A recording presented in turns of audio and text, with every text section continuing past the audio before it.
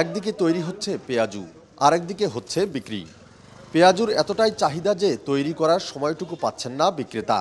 এত চাহিদা থাকা সত্ত্বেও প্রতি পিস পেঁয়াজুর দাম নেওয়া হচ্ছে মাত্র ১ টাকা। এই দৃশ্য রংপুর নগরীর লালবাগ বাজারে মোহাম্মদ এরশাদ মিয়ার দোকানের। তিনি জানান, দীর্ঘ ২৪ বছর ধরে পেঁয়াজু বিক্রি করছেন। শুরু থেকেই পেঁয়াজুর দাম রাখছেন মাত্র ১ টাকা।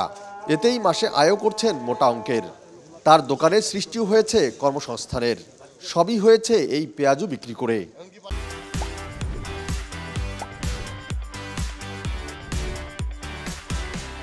কেজি আছে ১ টাকা, জারকা ৩ টাকা, সিঙ্গড়া ৩ টাকা, বেগুনি চপ ৩ টাকা, আলু চপ ৩ টাকা, খেজুর খুরমা ৩ টাকা, সোনা বুন্দিয়া বিক্রি করি। ২৪-২৫ বছর থেকে এই কাজে আসি আমি। কেজি ১ টাকার কারণে অনেক ছাত্র স্টুডেন্ট আসে, পেঁয়াজের দাম বাড়ে, স্টুডেন্ট আসবে না, আর এই কারণে দাম বাড়াবো না।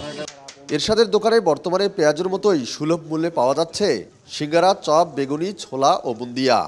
এগুলো কিনতে প্রতিদিনই ভিড় করছেন ভোজন রসিকরা। মনের সুখে বিক্রিও করছেন কর্মচারীরা। আসলে বর্তমান বাজারে যে দ্রব্যমূল্যের দাম বৃদ্ধি পাচ্ছে, সেখানে ১ টাকায় পেঁয়াজি পাওয়া যাচ্ছে। এটা একটা সাধারণ মানুষের জন্য অনেক সুবিধা হয়, যেখানে সাধারণ স্টুডেন্টরা কিন্তু এখানে আসে খাইতে।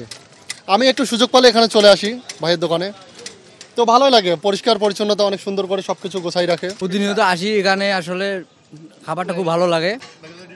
আর বিষয় হলো যে যেখানে জানেন সব জিনিসের দাম বেশি, এখানে যে আসলে যে ১ টাকায় খরচ পাওয়া যায়, এটাই হলো বিশাল ব্যাপার।